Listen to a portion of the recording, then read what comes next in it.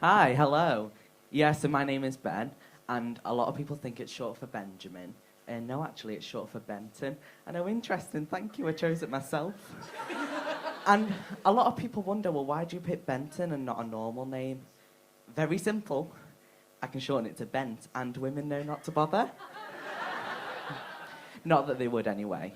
I always think it's important to come out to an audience, because especially being who I am in society, there's a lot of negative stereotypes about us, and, you know, we're often ostracized and demonized, and, you know, the Bible doesn't like us, and, you know, just being left-handed, it's just so hard in today's society to be left-handed. And someone told me that that made me a devil's minion, and that that's going to send me to hell. Like being a homosexual and a transgender man isn't enough to get me there in the first place. So I've just come back from Edinburgh. It's nice being back in Liverpool. I started my trip back to Liverpool with a bang. We met on Grindr. He was lovely. Anyone else here on Grindr? I can see some liars. So, in case you don't know what Grindr is, okay, Grindr is basically a hunting ground for uncivilized, horny gay men. So uncivilized that they've had to separate us into tribes, okay? You got jocks, otters, twinks. And I know you're all wondering, I'm a bear. Raw. Now, I downloaded Grindr as a new way to deal with stress because student loan doesn't cover any real coping mechanisms, you know, like therapy or ketamine.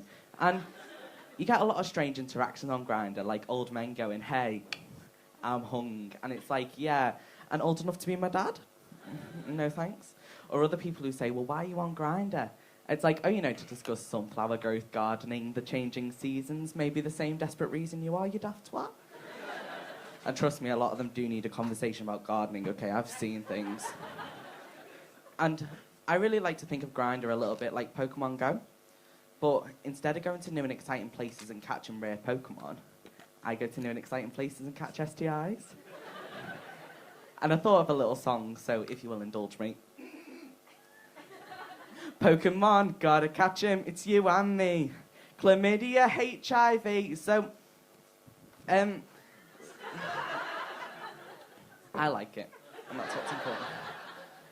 Not the STIs.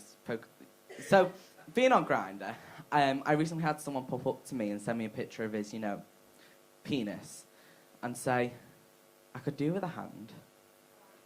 Yeah. But I just thought, perfect. You have two. Isn't that crazy? Someone else popped up to me on Grindr and asked me to hook up with him, and I was so ready to go, right? I was so ready until his roommate came back and he asked if we could go to the bike shed underneath his apartment block.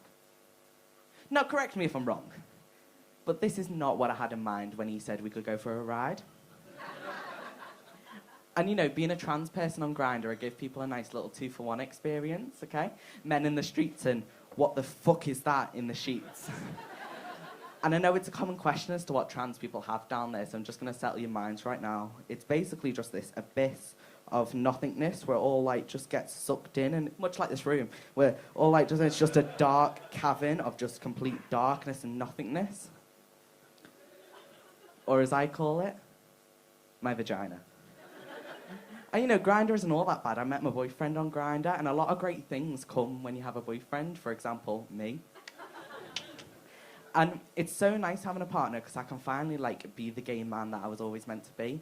So, for example, we do this really gay thing where he calls me his little koala. So I wrap my arms and legs around him and give him a little cuddle, and then I piss on him and give him chlamydia.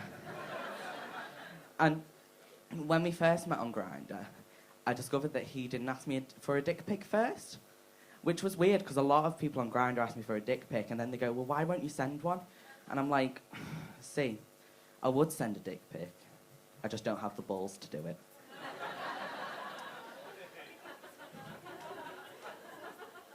So, you know, as well as being a massive, what's the word, fag, I worked at Ann Summers for a bit. I know, I'm buzzing.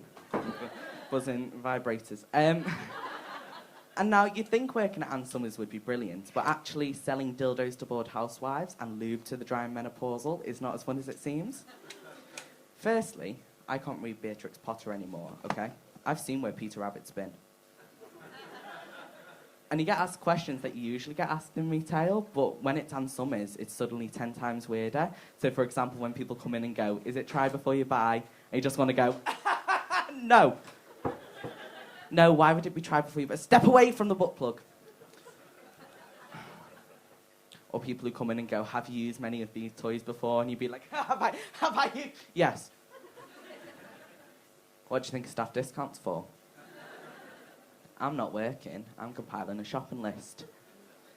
And then he usually come in with their female partners, and I show their female partners this really cool vibrator, and they go, oh, is that going to replace me? You have to be like, of course not. There's nothing like the real thing.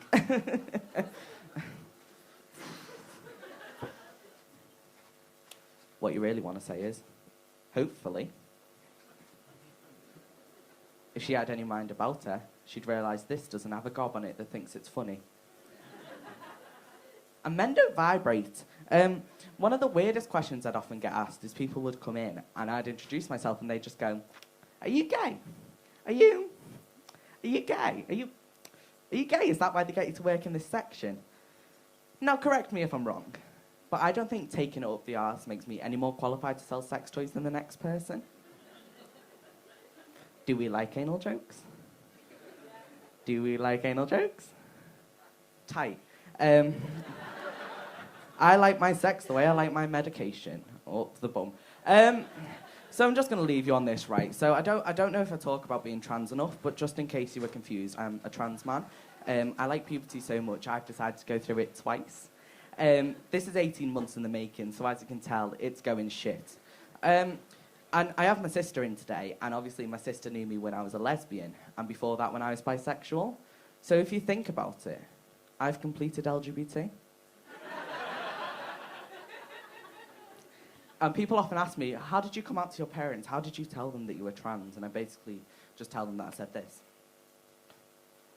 Mum, Dad, I have to get something off my chest. It's my tits, I'm a boy. And I always think it's important to leave my audience with a little question, which is what I'm going to do with you today. So basically, I'm on testosterone, right? And I found out that my testosterone levels are high, which I think would be great, because I clearly exude masculinity. Okay, watch, ready? Raw. But actually what I found out is that it converts back into estrogen, so now my estrogen levels are high. So does that make me twice the man I am now, or double the woman I was before? And if you said or thought 1 minute to hate crime, thanks very much, I've been Ben Hodge, thank you.